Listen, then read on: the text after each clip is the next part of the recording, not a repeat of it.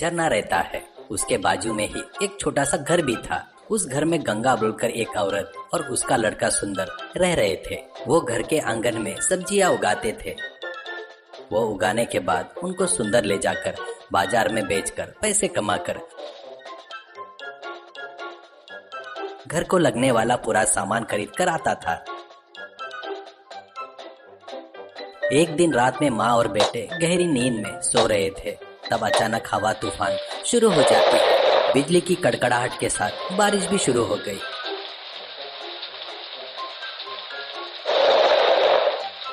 उस हवा से घर की खिड़कियां टक टक करके आवाज कर रहे थे। उससे माँ की नींद खुलकर उठकर बैठकर लड़के को उठाते हुए, बेटा उठ रे, तेरे को ही उठा रही हूँ रे, करके उठाती है।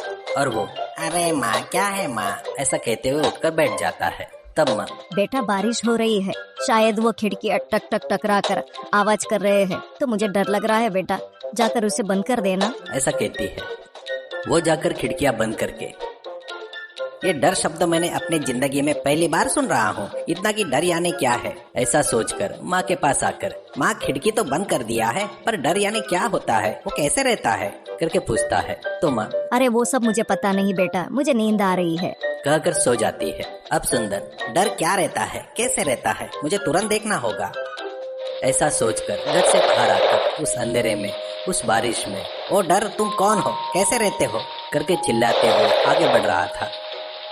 वो जाते जाते ऐसे एक घर के सामने आता है। उस घर के आगे एक औरत खड़ी थी। वो सुंदर को देखकर, आ गया क्या बेटा, झूले तक हाथ नहीं पहुँचने से जब से कोई आकर मदद करेगा करके राह देख रही थी, तू थोड़ा अंदर आकर मुझे अपने कंधे पर खड़े रहने दिया तो मैं ऊपर बांध कर रखे मेरे बच्चे को झूले से उतार लूंगी, करके कहती है। पर सच में वो इंसान के रूप में एक राक्षसी थी।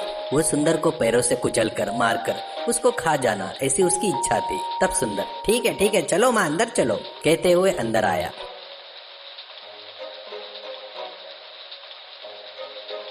अंदर आकर देखे तो एक झूला ऊपर बंधा था। सुंदर को वो राक्षसी है करके पता नहीं रहने से उसको अपने कंधे पर चढ़ा लेता है। बस वो राक्षसी में बदल कर उसको पैरों से कुचलने लगती है। तो सुंदर को गुस्सा आकर उस राक्षसी को सिर के बल पटकता है जमीन पर।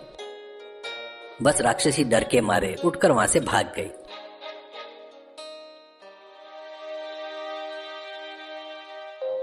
फिर सुंदर उस घर से बाहर आता है। तब सूर्योदय हो जाता है। वो थोड़ी दूर जाने के बाद उसको एक चोरों का गिरोह दिखाई देता है।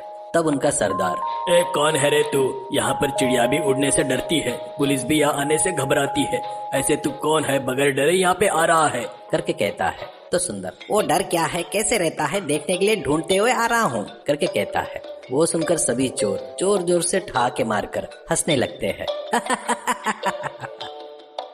तब सरदार उसको एक तवा और गुंदा हुआ आटा देकर, वो देख उन झाड़ियों के पीछे जो शमशान है ना, वहाँ पर जाकर इस आटे से डोसे बनाकर लेकर आ, तब डर बोले तो क्या है तुझे पता चल जाएगा, करके कहता है।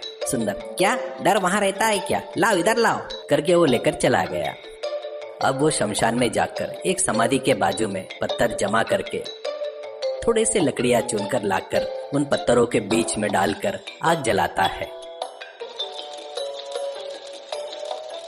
और उस पर डोसा डालकर सेकने लगता है। तभी बाजू के समाधि में से एक लंबा हाथ बाहर आकर, बेटा मुझे एक डोसा देना, ऐसा कहता है। डोसा सेकने में व्यस्त सुंदर को चिढ़ आ जाती है और वो, क्या डोसे का स्वाद दिखाओ क्या, जिंदा है उन लोगों की भूख मिटाना महत्वपूर्ण है या मरे हुए तेरी भूख मिटाना महत्वपूर्ण है, रुक जा तेरे को बताता हूँ, ऐसा बोलकर अपने हाथ के गर्म चिमटे से उसको चटका लगाता है। बस उस झटके से हाथ वापिस समाधि में चला गया। वो डोसे लेकर बाहर आया और वो चोरों को देखकर जब डोसे बनाने में व्यस्त था, तब समाधि में से एक हाथ बाहर आकर मुझे डोसा दो बोलकर बहुत परेशान किया था।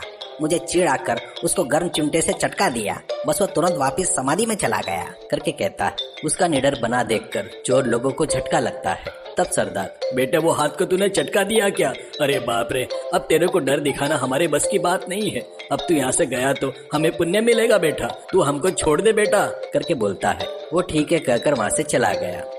कुछ दूर चलने के बाद उसको एक बुढ़िया मिलती है और वो, बेटा तुम कौन हो और इस जंगल में अकेले क्या कर रहे हो, तेरा कौन सा गांव है और तू किस कान से घूम रहा है, करके कहती है। तो वो, मुझे डर बोले तो क्या है पता नहीं, वो कैसे रहता है, कहाँ रहता है, देखने की इच्छा से उसको ढूंढते हुए निकला हूँ, पर मुझे अभी तक नहीं दिखाई दिया, ऐसा कहता है। यह सुनकर उस बुढ़िया को हंसी आकर, तेरे जैसे ही मेरी एक नातिन है, वो बहुत ही बुद्धिमान है, वो तेरी इच्छा जरूर पूरी करेगी। चल मेरे साथ घर चलते हैं, उससे पूछेंगे, ऐसा कहती है। वो उसे लेकर अपने घर आती है। घर में उसकी नातिन थी, उसका नाम मंदाकिनी था। उसकी शादी करना चाहिए बोलकर बुढ़िया कब से प्रयत्न कर रही थी। अब बुढ़िया, बेटी इस लड़के को डरिया ने क्या है पता नहीं है, सुना है, तू उसको उसके बारे में बताओगी क्या? कर उसको घर लेकर आई हूँ करके कहती है।